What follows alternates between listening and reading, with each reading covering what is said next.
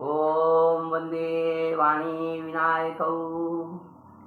सुस्वागतम आध्यात्मिक ज्ञान चैनल पर श्याम शंकर सारस्वत की ओर से आगत महाशिवरात्रि के शुभ अवसर पर शैवागम के प्रसिद्ध मंत्र शिव पंचाक्षरी के संबंध में चर्चा करना तो स्वाभाविक ही है, लेकिन शिव पंचाक्षरी मंत्र के संबंध में चर्चा से पूर्व मैं कुछ बातों को स्पष्ट कर देना चाहता हूँ। ओंकार के सहित यह शिव पंचाक्षरी मंत्र षडक्षर हो जाता है। मूल मंत्र नमः शिवाय ओंकार के पूर्व में लगाने के बाद ओम नमः शिवाय होकर षडक्षर हो जाता है। अतः जहाँ कहीं मैं षडक्षर शब्द का इस अपनी प्रस्तुति में प्रयोग करूं, आप समझ लीजिएगा कि ये ओंकार से युक्त शिव पंचाक्षरी मंत्र के विषय में ही कहा जा रहा है, प्रयोग किया जा रहा है। मित्रों, वायवीय संहिता के उत्तरखंड के अध्याय 12 में श्री शिव पंचाक्षरी मंत्र की महिमा का विशेष रूप से वर्णन मिलता है। इसके अनुसार मंत्रम सुखमुखोच्चार्य मशेषार्थ प्रसिद्धये प्राहोन् नमः शिवायेति सर्वज्ञ सर्वदेहिनाम्। यानी ये ओम नमः शिवाय मंत्र उच्चारण, मुख से उच्चारण करने में अत्यंत ही सुगम है, अत्यंत ही सुखपूर्वक, सुगमता पूर्वक इसका मुख से उच्चारण हो सकता है। इसका प्रवर्तन भगवान शिव ने स्वयं लोक कल्याण के लिए किया है। आगे इस बात को और आगे बढ़ाते हुए ये वायवी संहिता कहती है, तद्बीजम सर्व विद्यानां मंत्रमाद्यम षडक्षरम अति सूक्ष्मम महात्म च ज्ञेयम तद्बट बीजवत। अर्थात यह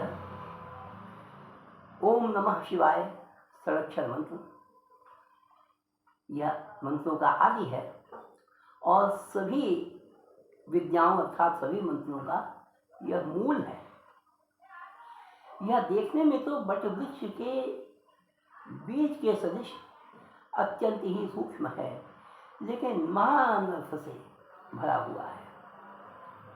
मित्रों, इसका विराट रूप देखना हो तो आप इस वायवीय संहिता में जो इसका विशद विवेचन हुआ है उसके दौरान देखने को मिलता है। इस मूल मंत्र नमः शिवाय के 5 अक्षर हैं, नमः शिवाय, और इन 5 शब्दों के, इन 5 अक्षरों के अलग अलग देवता हैं। इस वायवीय संहिता के अनुसार न के अधिष्ठाता देवता इंद्र, म के अधिष्ठाता देवता रुद्र, श्री के अधिष्ठाता देवता विष्णु और वा की अधिष्ठाता देवता भगवान ब्रह्मा, और यकार के य के अधिष्ठाता देवता स्कंद अर्थात भगवान स्वामी कार्तिकेय जी हैं। इस प्रकार ये स्पष्ट हो जाता है कि न केवल ये भगवान शिव निरंजन ब्रह्म का ही मंत्र है, बल्कि उनके अतिरिक्त यह इन 5 देवताओं इंद्र, रुद्र, विष्णु, ब्रह्मा और स्वामी कार्तिकेय जी का संयुक्त मंत्र भी है। मैं भगवान शिव से क्षमा याचना पूर्वक और लोक कल्याण के निमित्त उनके आज्ञा की अपेक्षा के साथ इसके इस संरक्षण मंत्र के विनियोग के संबंध में आपको बताता हूँ। वायव्य संहिता के अनुसार इसका विनियोग निम्नवत है।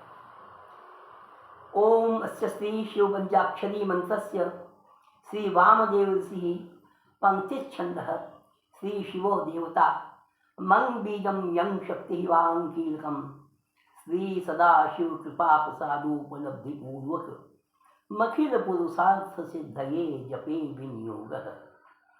ये इस मंत्र का विनियोग है।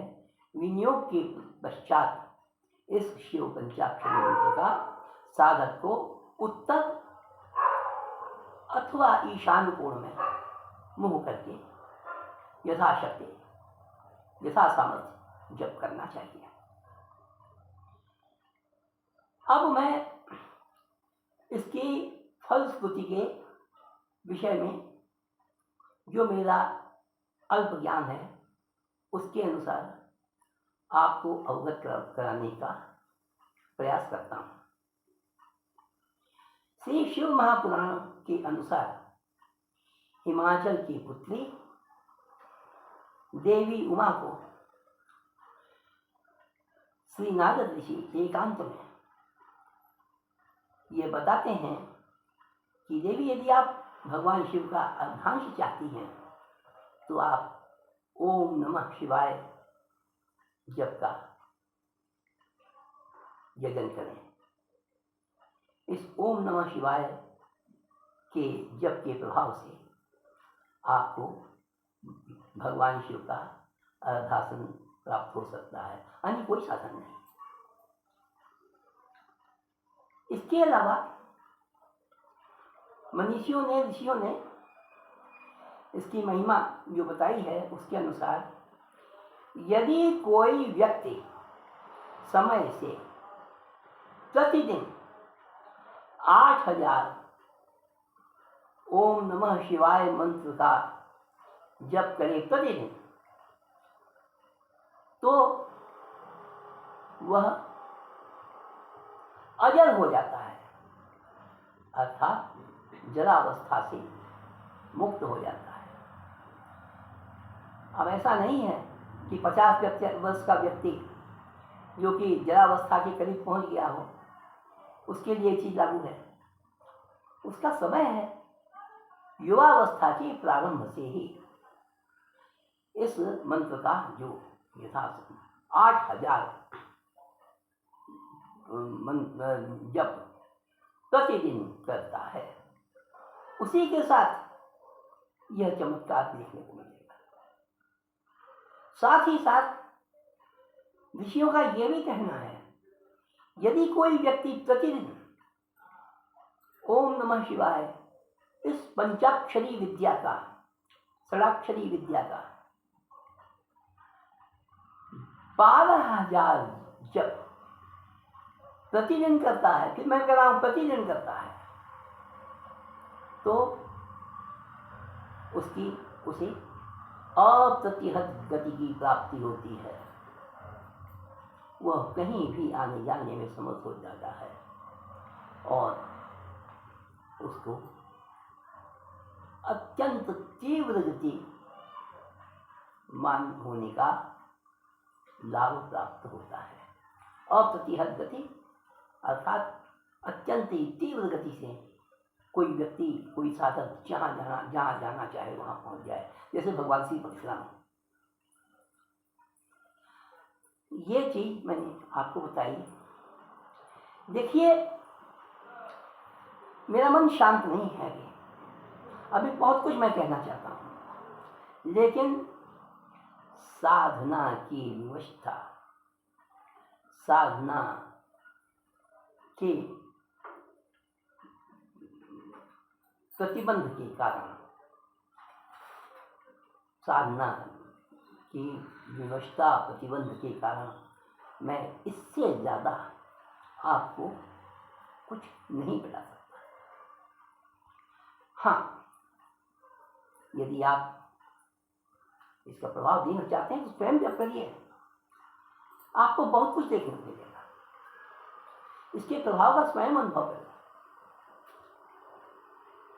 लेकिन शारीरिक साधना की व्यवस्था मुझे इससे ज़्यादा बोलने की आज्ञा नहीं देती, इसलिए मैं आप सभी को आगत महाशिवरात्रि की शुभकामना के साथ अपनी वाणी को यहीं विराम देता हूँ। ओम तत्सत। जयति सनातन धर्म। ओम।